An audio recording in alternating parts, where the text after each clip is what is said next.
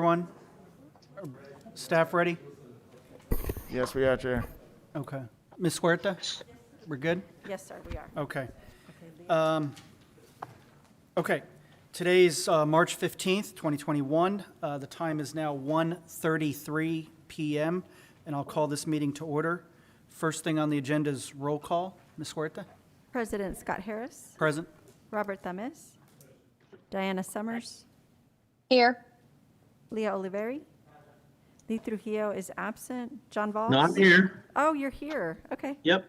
Okay, sorry about that. I problem. misunderstood. John Voss? John said he was going to be absent. Okay, that's who, I'm sorry, someone told me somebody was. Alan Wilson. Here. Okay, we do have a quorum present to conduct the meeting. Okay. Thank you, ma'am. Next item is public comment. Have we received any written public comments? No, sir.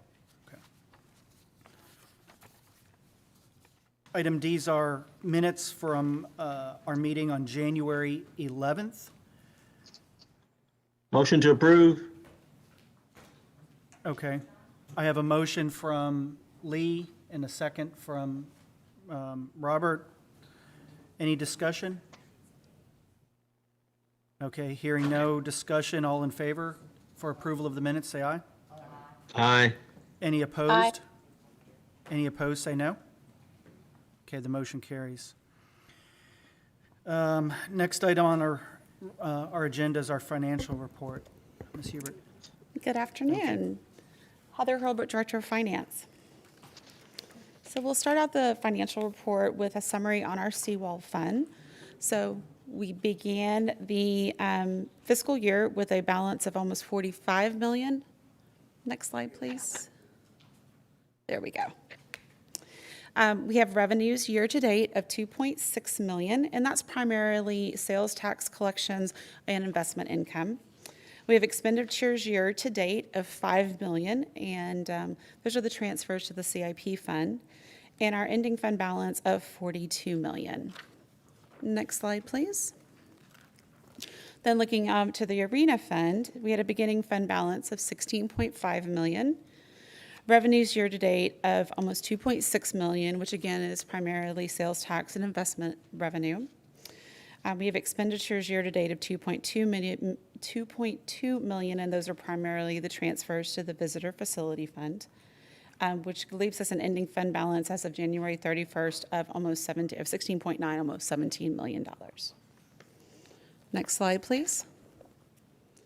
So then looking at the Economic Development Fund, and just a reminder that the Economic Development Fund does not receive new funding. Its revenue is just investment revenue that is coming in from the investments. So we started out the fiscal year with $6.3 million. We've had expenditures to date of $521,000, which is primarily related to our annual contracts, which leaves us an ending fund balance of $5.7, almost $5.8 million. We do have outstanding contracts of almost $5 million, which leaves us a fund balance of $846,000 available for commitments. Next slide, please.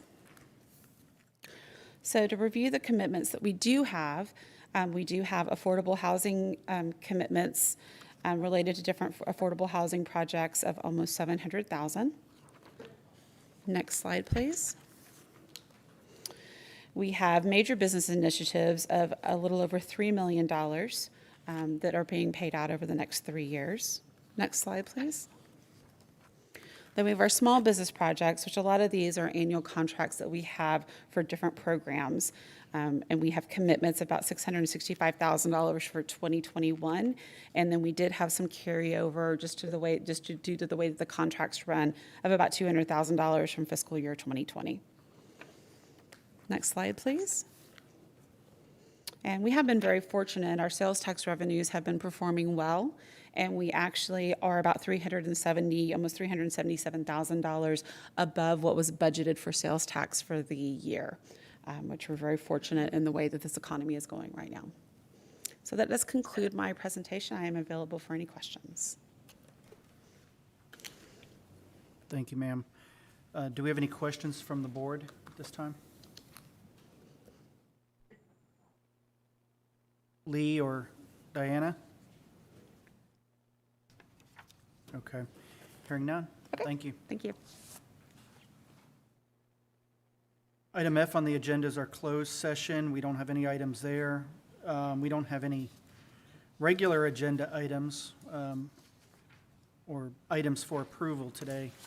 We'll move on to our presentation items, and we'll start with our Waterburger Field Capital Improvement Projects update. How you doing, sir? Good afternoon. Brady Ballard, General Manager of the Hooks. Do we have our... Oh, yes. Can you guys pull If up you don't that mind, presentation? Just say next slide, Brady, when you, Okay. I don't know if the Type A board has met Brady before. Have you all met, you all know Brady? Yep. I've had the Okay. pleasure of, I Have you think, met- tours of Okay. nearly everyone and Okay, a standing great. invite to anyone else who has not been able to take a tour of these, Okay, the improvements very that good. we've Yes, been sir. discussed. So, this presentation has had two prior iterations as this progress has continued from the original funding. And next slide, please. It's primarily a group of before and after photos. A quick recap there to the front of really what was the purpose and goals of those funds. That was a combination, again, of the Type A as well as the Corpus Christi Hooks funds. Slide, please.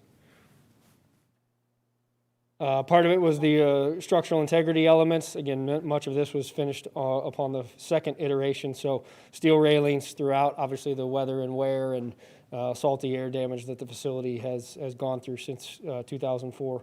Slide, please.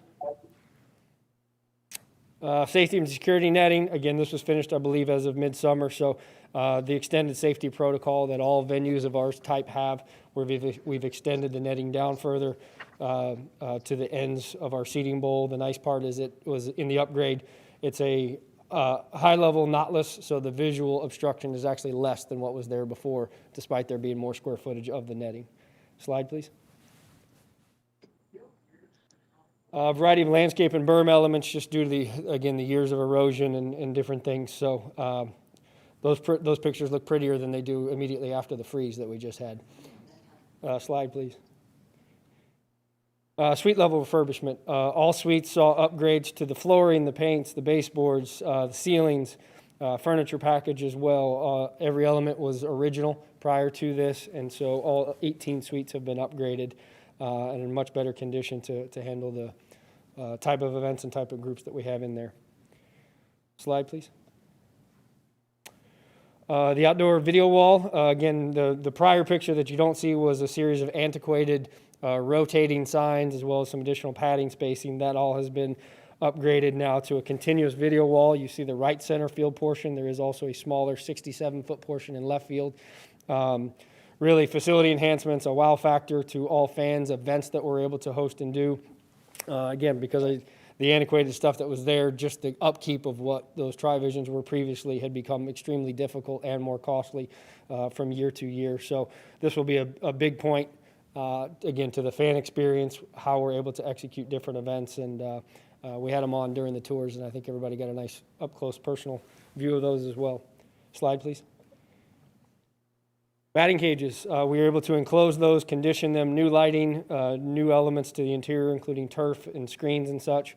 A number of these pieces we were out in front of in a way that we didn't know what is now our current requirements, because there's a new facility standard that comes with the Major League Baseball oversight, which is more direct than it had been previously. And this is something that, in fact, is required of all facilities. So the fact that this was done with your support before we even knew that was going to be a requirement put us in good position as we continue to upgrade the facility over the coming years.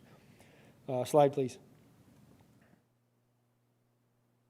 The suite level loft area, you see some before and afters, new flooring, obviously paint, furniture, a couple entertainment elements. It is the highest desired hospitality space that we have, and one that, as we continue to grow the facility beyond just the baseball months, has much more appeal to continue to be able to do small community events, corporate outings, things of that nature.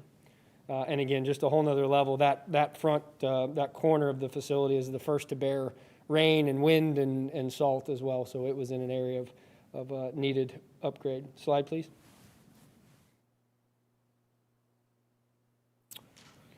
We modernized a portion of the concourse to turn it into a kind of little smaller niche hospitality space. So you see the setting there in the completed picture to the right. We kind of refer to it as almost a Topgolf type setting, but little indoor-outdoor patio type space. And one that as soon as it was completed and we put out on social media, immediately saw some demand and interest and people who just thought that was a very nice piece to include into the ballpark. Slide, please. Padding, again, had been completed through the summer, but it was of a condition that was poor, both from a safety standpoint, the quality and density of the pads, as well as the vinyl. And so that has been upgraded to a system that allows us to host the signage that appears on that much better, but more importantly, again, back to the player safety and the overall presentation of the facility. It's just more consistent, and the density is there again. And the little touch that we added was the transition from a yellow home run line to the Astros / Whataburger Field orange as just a little fun piece. Slide, please. A number of material pieces that had reached end of life, including walk-in coolers, walk-in freezers, a very high-density ice machine maker that's really not your standard one, but a more industrial size, all of which had caused issues previously, both from leaking, safety when it came to the flooring, just obviously efficiency when you've got elements that you're trying to keep contained from a health and safety standard. That was all in top brand new condition, and one that's greatly appreciated because it would, like I said, many of those elements had reached end of life. Slide, please. And just a smaller piece that included some kind of DIY, but another little hospitality area just to try to liven up the facility beyond the left field wall was done rather inexpensively for some different pieces. So, slide. And then again, clubhouse and training facilities, another big one that occurs on this point system that we are now graded by, as it pertains to enhanced player conditions, nutrition, dining, strength and conditioning, all the things that you would hope to have in preparing for professional athletes, keeping them healthy or helping them in their rehab. It was tested immediately as we hosted the Astros Taxi Squad last summer. And in fact, it will be used again, as we've come to find out in just recent days that we will see an Astros Taxi Squad for the month of April, leading into, in fact, then what would be our AA players coming from Florida, as they've had to make some adjustments to how the minor leagues are being set this year. So it's these type of things that make the Houston Astros and Major League Baseball look upon the facility and give a thumbs up for these type of accommodations. So again, one that we're greatly appreciative of on your support. Slide, please. Any additional questions I can answer regarding those? Again, had the pleasure of taking a number of you kind of through a walk-around tour. And again, the invite's extended at any time you're available. Thanks, Brady. We are set to start May 4th. A little bit of a short year. They've had to split spring training camp the way it is to continue social distancing, but we're looking at May 4th through mid-September this year. Ms. Olivari, did you have a question? No, I just wanted to thank Brady. You were a great tour guide, and it was really fun to see that. It was a lot of interesting to learn about the scoring system. I wasn't up on that, didn't know about that, and it sounds like y'all are making great progress, and that's very important for the future of the franchise here. It really is, and one that scoring system didn't exist when we were first addressed and looked to your support previously. But again, we were lucky enough to have some foresight as to just what was needed in general, and we'll continue to have a few upgrades in the future as they want the lifestyle to kind of match that at a professional level, and our facility was already one in good condition, but still there were some areas to continue to address. So again, we very much appreciate it. So I meant to look this up. We had a conversation. I toured with Mr. Valls, and we were talking about, does this sales tax end in 2025? Is that about right? And it doesn't really matter. It's, The one for Whataburger Field was the economic development. It's already ended. yeah, 25, somewhere in there, The one 24, 25. Ms. Olivari, the one for Whataburger Field was the economic development. It expired in 2017, 2018. It's already expired. Okay, so what we have is the balance going forward. Right. That's all we're going to get. Okay, that was our question. We couldn't remember. So we're trying to parcel that money out over time to keep the necessary refurbishments going, including, I guess, now landscaping and weatherizing of pipes. So. We will green up again, but there are some other elements as we see more and more female staffers that are now in uniform at Right. times. strength and conditioning, athletic trainers. There's some new priorities set to be able to accommodate them from a clubhouse standpoint for their own area, as well as some visitor standards that right now the facility falls a little bit short of these requirements. Yeah, and I But- remember those were scoring items as well, Correct. right? Those are ones we would be docked points for the meantime. Thankfully, they are phasing up, so there's a threshold that exists from 2023 to 25 for all minor league facilities to slowly close in on those, any shortfalls they may have. Thank you again for the tour. It was Sure, great. thank you. Mr. Wilson? Just wanted to echo what Leah said. Thank you for your time. It makes me proud as a Corpus Christian to have a quality facility like that with a quality organization. And I'm looking forward to playing ball again. As are we. Thank you. Mr. Trujillo or Ms. Summers, do you have any questions for Mr. Brody? The only question I had, Scott, Go ahead. maybe on the netting, does the netting go all the way to the right and left field, outfield, or does it stop at first and third base lines? It extends into shallow outfield, so there's a point in which our wall kind of turns in, so it's not all the way to the foul pole itself, but of our sections, example in left field, our final section is 110. The netting would stop at kind of the short corner of 110, and it does taper down a bit as you extend down the lines, but because of our setting, it basically does protect all of the seats to to kind of a scientific extent of how balls can be angled and approach the seats. Perfect. Thank you. Sure. Okay. Any other questions? Okay. Thank you, sir. Thank you. Next item on the agenda is item 4, which is an update from the American Bank Center on the capital improvement projects and COVID impact on FY20 operations. How you doing, Matt? Good. Good afternoon, President Harris and the Type A board members. Again, Matt Blasey with the American Bank Center, and it was asked of me to come and present some updates on our capital projects, but given the length of time it's been since I've seen you all, I thought it would be a good opportunity to kind of give you a where are we now, specific to COVID, and kind of moving forward in addition to the capital projects. So next slide, please.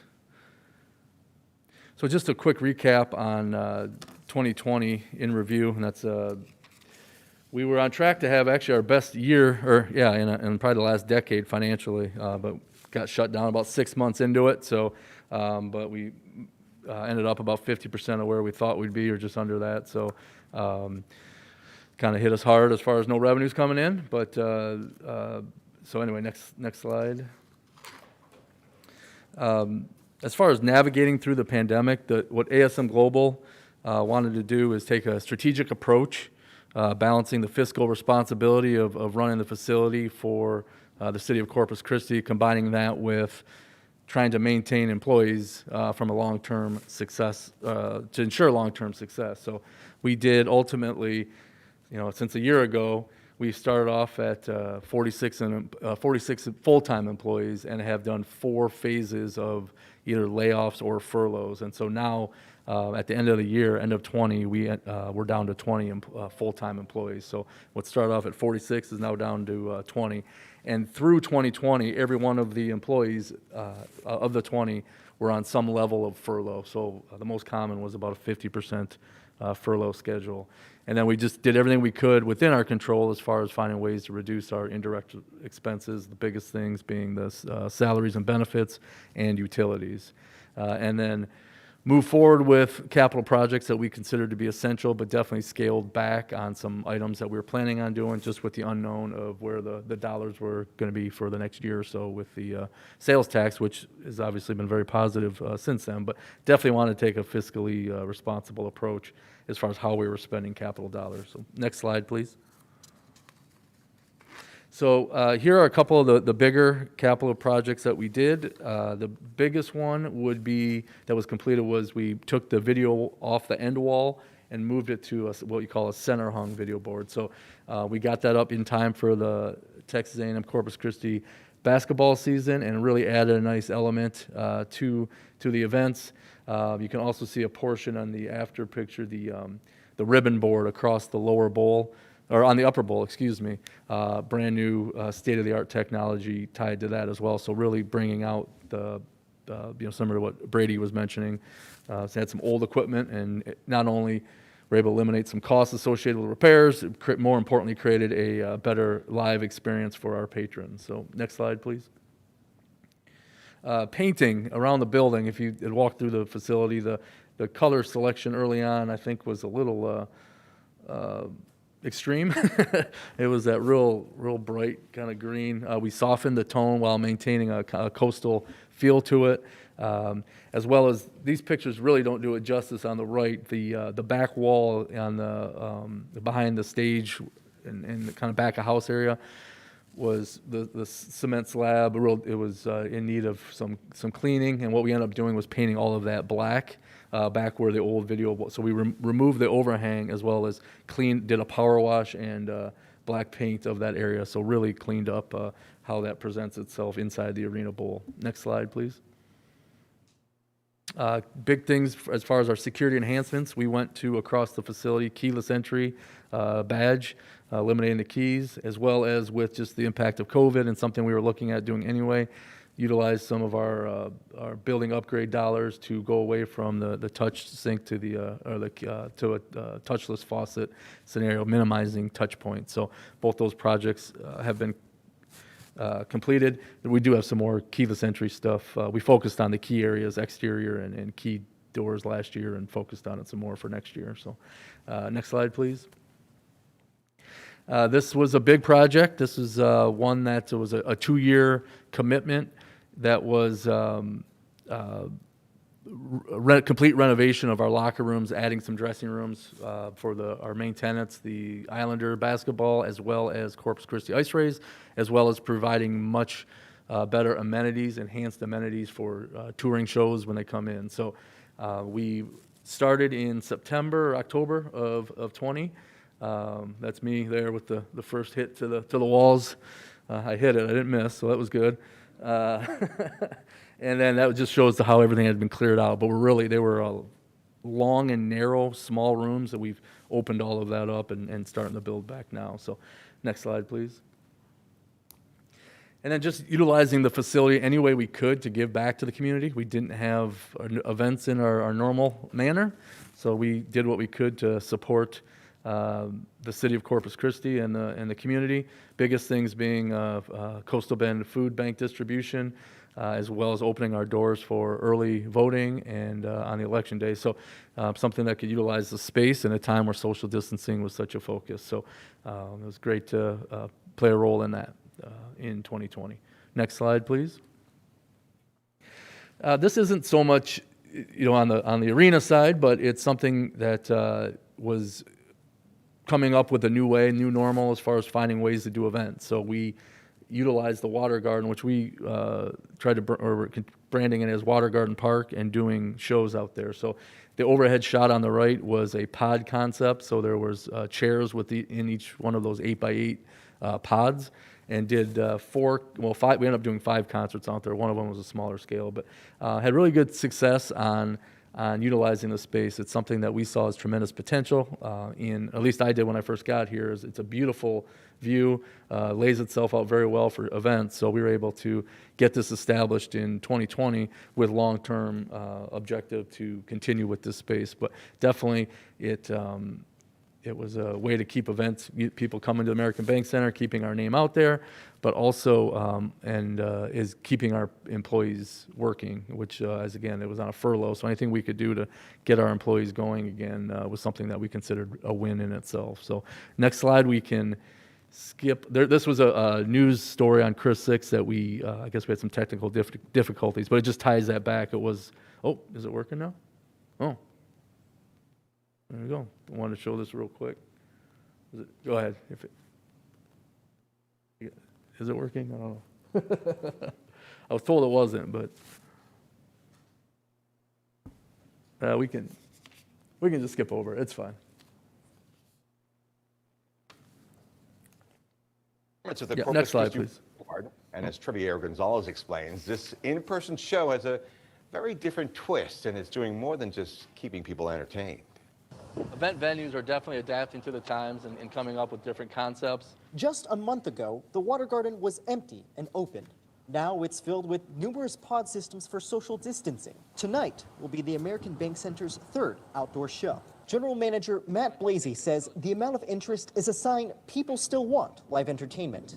We did our first set of events last weekend, tremendous feedback from the patrons and artists alike, and really excited about being able to put on events again, and obviously safety and health top priority in doing so. And in an industry that hasn't seen much action since March, Blasey says from food sales to setup, this is getting people back to work. There was unfortunately a period when I was no longer working, but there was always that conversation of always being ready to come back to work. Joseph Trevino left Corpus Christi after graduating high school to study theater in New York. Having returned back to the area, even during the pandemic, he believes it's important to share entertainment with the public.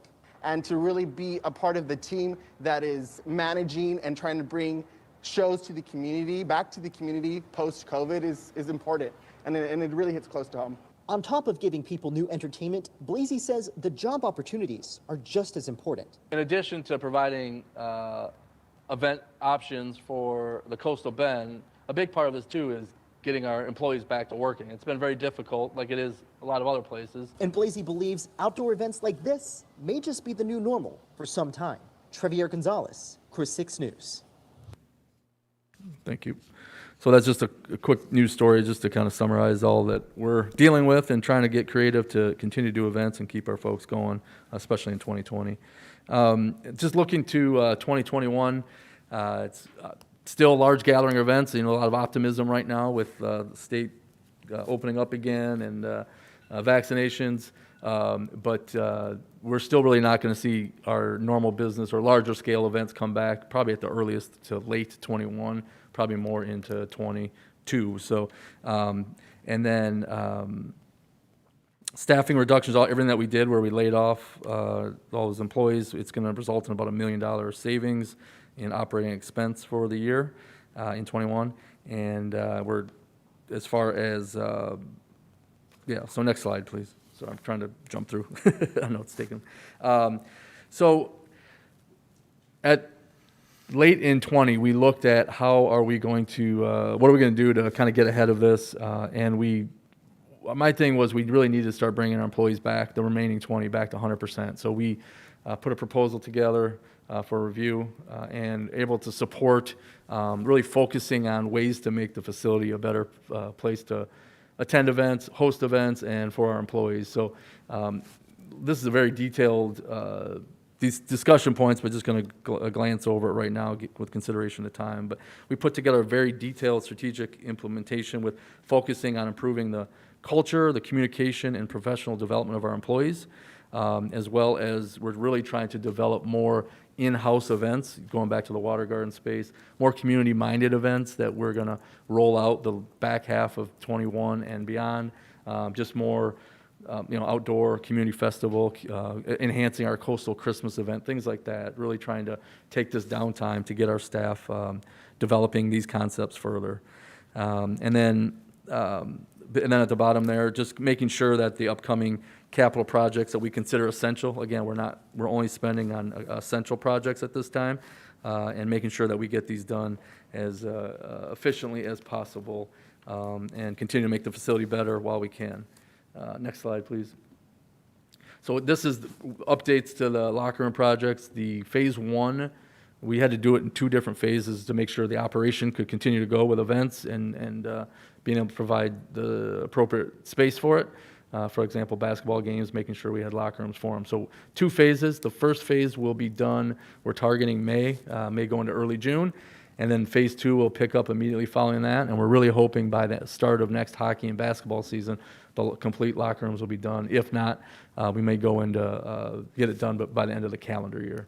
So, but we're on track there. Everything it was a 2-year project, of which we're coming up on that right now.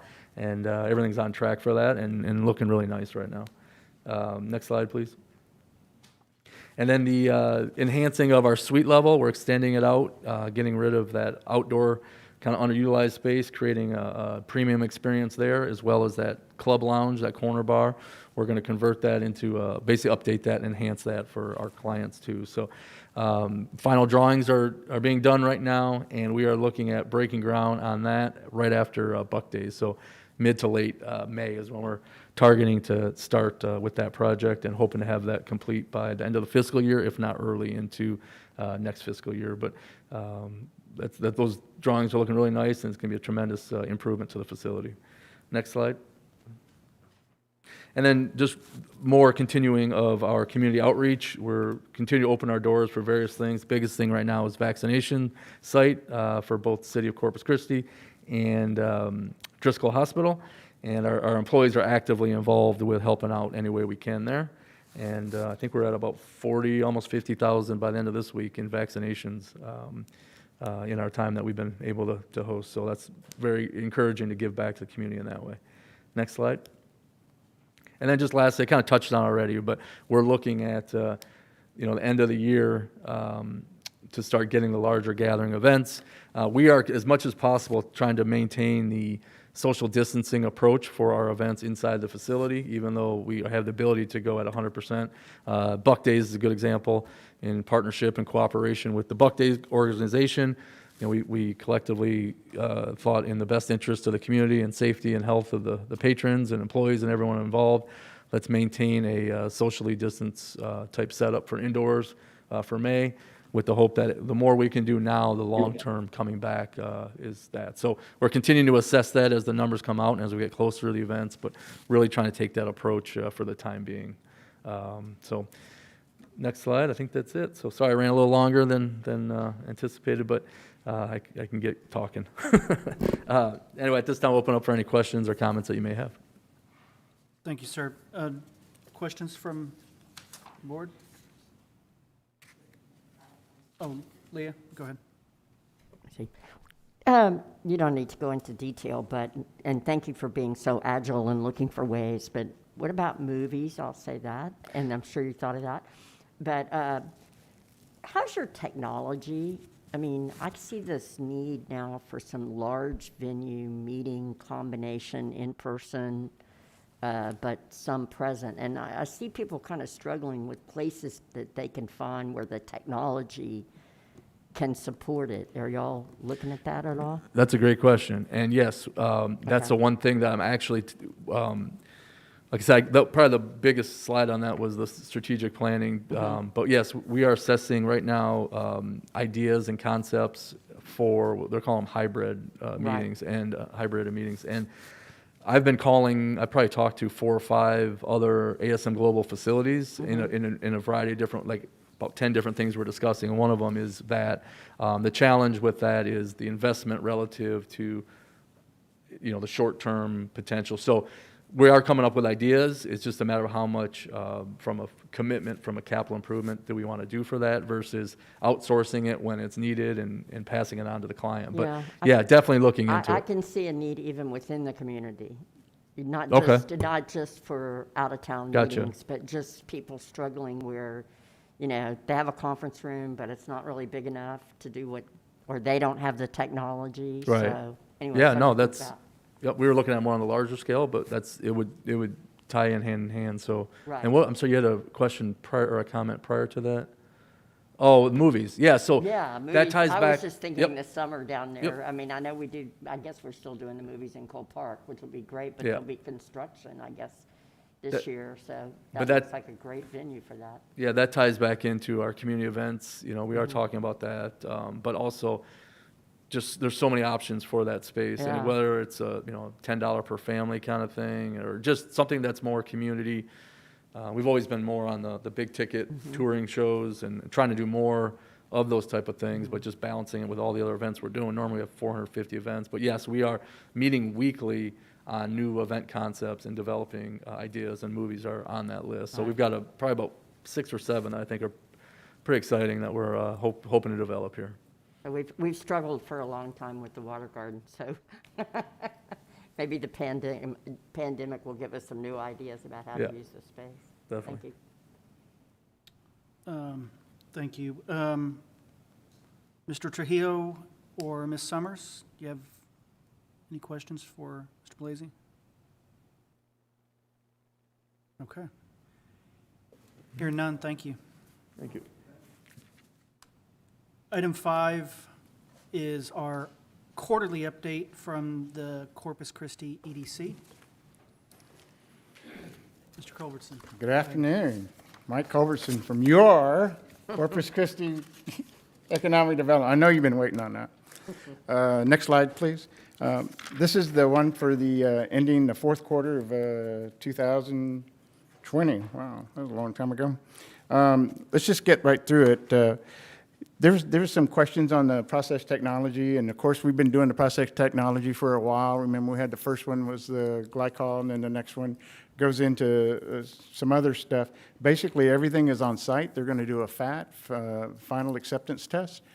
Coming up, it was going to be, and then, of course, we had the Ice-mageddon, or whatever you want to call it, which is really, really cold. I got a neighbor from Indiana moved down for SDIs, Steel Dynamics, and he thought it was cold for one day, and I thought it was cold for like a week or so. But anyway, so they're going to go through that. Once we have all of that, we'll have the final accounting. Remember, the grant is for $2.3 million, but if they don't make 2.3, that's just you know, the brakes and navel there. We'll pay what we do, and then the rest will come back. And if you, when they finish it, Lenora, Ms. Keys, said, you know, she'd like to have you out there. And I mean, it is just from West Campus, it is from this stem to stern. I mean, it's pretty impressive. ICE, next slide, please. ICE Consulting Engineer, International Consulting Engineers, remember they do a lot of work for Homeland Security and things like that. Most of their stuff is out, which is one of the requirements that we do when we do compliance. They were in compliance for last year, except for they had not completed their building prior to May, which was a requirement due to COVID. The board saw that, you know, understood that and gave them until December 31st, and they were complete. I attended their grand opening. It's, you know, it's a great building. They have their certificates of occupancy, and they are in compliance. So they received the second payment, the second $25,000 payment. So they've been paid $50,000. They have $75,000 left in the grant, and they're doing fine. Next slide, please. I have Dr. L.D. Chen on the line if you have any questions on this. So industrial and civil engineering, the board was, I thought, for you know, seeing out there in the future and trying to build up the engineering programs at A&M, and they were trying to add industrial and civil. If you remember, they had until the end of the session in 18, and they didn't make that, not only because the legislature didn't do it, because of higher education board, which approves all these, you know, took time. They asked for an extension and received one, and at that time they received funding on their side. And remember, yours is a match. And the higher education board has approved it. So so they have started both of the programs, civil and industrial. This money will be used to do labs. If you remember, Scott, you remember when we go in and we break wood and we break, you know, stuff, yeah, and all of the things that they have. This will be wide-ranging, and it will go through. They actually have a augmented reality for some of the things that they're doing in the industrial side. So they have 7 currently in civil and 7 in industrial, and they have 18 that are waiting to move on in. I guess you don't just show up and say you're an aerospace engineer and jump in, but they are doing fine. So we've started paying invoices on those. Of course, they put it in, pay for it, and then we reimburse them. They have the limit, of course, of $2 million, and if they don't use it all, just like they did with electrical on the labs, you know, it just doesn't get paid and gets moved back. So any questions that I can answer on that one? Mr. Thomas told me to take as long as I could, so I'm trying to. Mr. Wilson. Just one question. When there's an invoice to pay, do we pay half of it and they match, or? No, they their match is is matching through their funds, and that is a separate part of the compliance. So, okay. All right, next slide. La Vista Point, don't tell anybody, but this is a type B, so I'll let you in on it anyway. If you drive through, you'll see that they're getting ready to go with the lighthouse. Everything else is up. I was out there with I was actually one of the POGs when Scott Turner and the Opportunity Zones, came through and looked at that. But it's, it's blowing and going. And this is another thing about economic development I kind of want to bring up to you. Services, tourism, things like that really took a hit, but all of the construction that went on, all the manufacturing, the refinery row, they sent people home and they did, but most of the people had to stand there and turn wrenches or watch a status board. But I mean, everybody just kept going. Gulf Coast Growth Ventures, Steel Dynamics, and Steel Dynamics on the campus. I mean, we have like 8 other companies looking to move onto there. So La Vista Point just kept going, and they'll be fine, and it'll do. They do a compliance every year. They don't get paid until the end, and they get the certificate of occupancy. So, but they've already cleared their requirement of $625,000. But they don't get paid until they have the certificate of occupancy. I come through and do the final.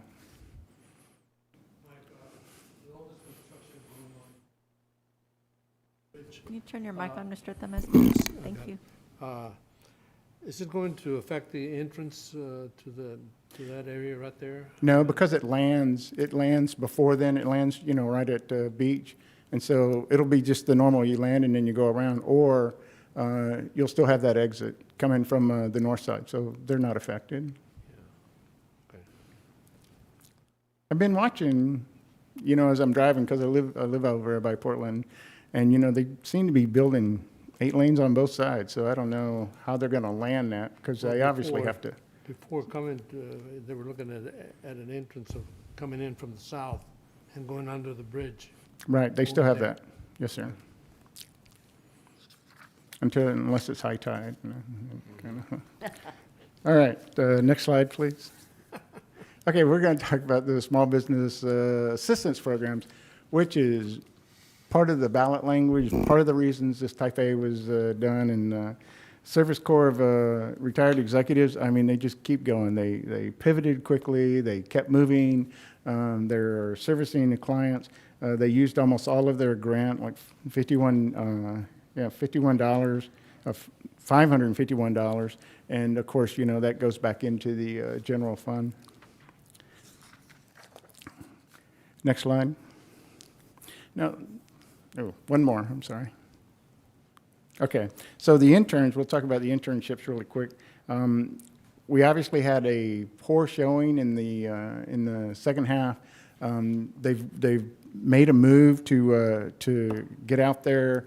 They're talking to the chambers, they're talking to the West Side Business Association, they're talking to the Small Business Development Corporation, the SBDC across from Ray, to try to get the word out to small businesses.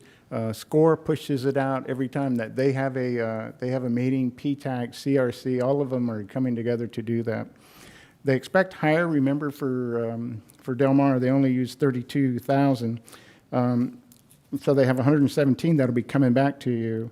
But you lowered the amount to 100,000. So, and they're already starting to draw on that. So, next slide, please. And Texas A&M is, they did a little better. I'm not really sure why. I'm taking a look at the people. I think they have a little bit more long-term with some of their, some of the ones that they use. They paid out 85, so they'll get 64. And for those of you keeping score at home, we'll probably see like 300,000 come back from the small business. I'll get with Eva in finance, and we'll bring a one to you that says, hey, basically we're going to deobligate this and put it back into the general fund, so then you'll be back over $1 million again. So, but they're doing well. They're using the same tactics. They're kind of marrying them. The interns, while they seem equal, remember Del Mar interns you can use right away, and within a year, if you're expecting an intern, they'll be done and ready to work for you, while A&M takes quite a bit. Now, we're not talking about interns that are part of the curriculum, nursing, things like that, occupational therapy. We're talking about other ones. All of the people have to work in their major, the business pays, minimum wage essentially in FICA, which is both sides of OES and that. All right? Next slide, please. So these are both of them, PTAC and CRC. Remember, PTAC is Procurement Technical Assistance.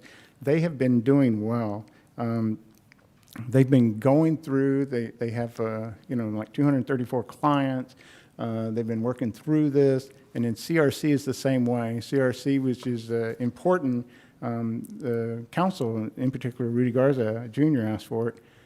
Not only that, but I do compliance on these huge ones, on these Gulf Coast Growth Ventures, on SDI, on, we'll see Corpus Christi Polymers, and they have a local buy requirement. And I go through that, and I point them at that. I said, you have to put every bid in these two places, well, in CRC, and then, of course, they can use it for PTAC.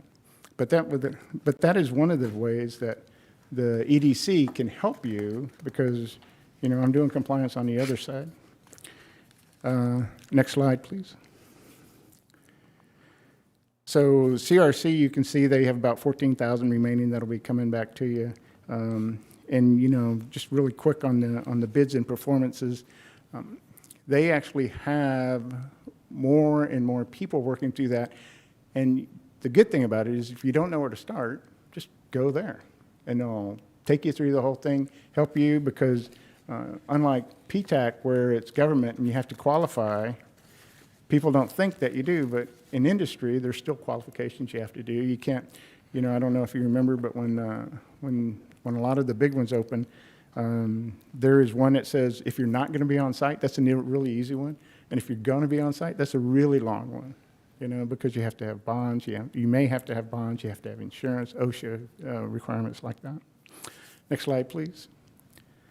This is the small business development. The board was foreseeing enough to give them one more year, which is $150,000, which has been paid out. And that helps us through this. And I could not imagine where we would be if we didn't have the three counselors that this paid for, during this time. We'd have a lot less. So next slide.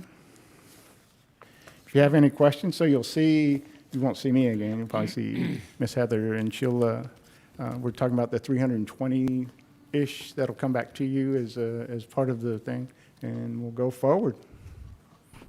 So, Constance, with this money that's being obligated back to us, we're going to be able to get a pay raise?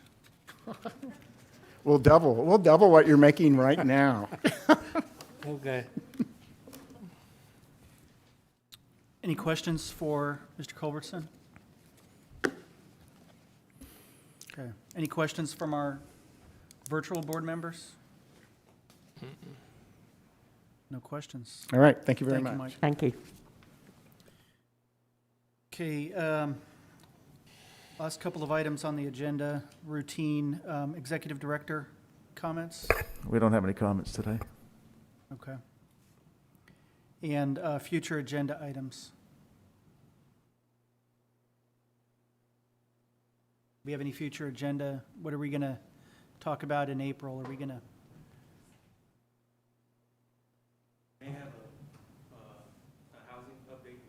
Can you speak at the mic, Yeah, please, Randy, Randy? come up to the mic. Yeah. We may have a presentation in May for the housing and homeless initiatives going forward. Okay. So In May? in May, yes, sir. Okay. Okay, very well. Weren't we, I can't remember when, but wasn't engineering supposed to come back on Seawall here sometime? An update? There were a number Yeah, of no. items that we brought up. There was, I think he did an update in January. Right, but I thought he was going to talk a little bit more about the breakwater out in front of the DB. I don't know. Yeah, we can get it back.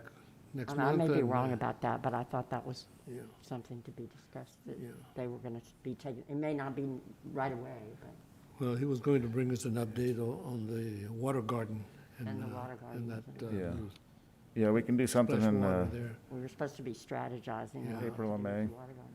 Just to bring us up to date. Yeah. Update the Okay. construction. We can do that in the water garden, April or May. Yeah. Yeah. He was supposed to have a couple of projects getting started in early this part of the year, so. Okay. Do y'all have an update on the soccer project? Yeah, we can bring that as well, the soccer project over there. Has the doctor was gotten that- a loan yet? They That's, had till May ultimately, I think was it, right? Was it Yeah. May? Yeah, we extended it till May to get their financing together. They brought another investor or investors to the deal as well. So, That's a B project, right? yeah, Okay. Okay. yeah, Lo siento mucho. yeah.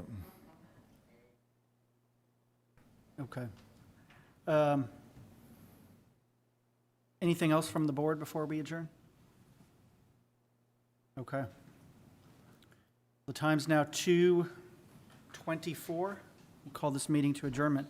Thank you all very much.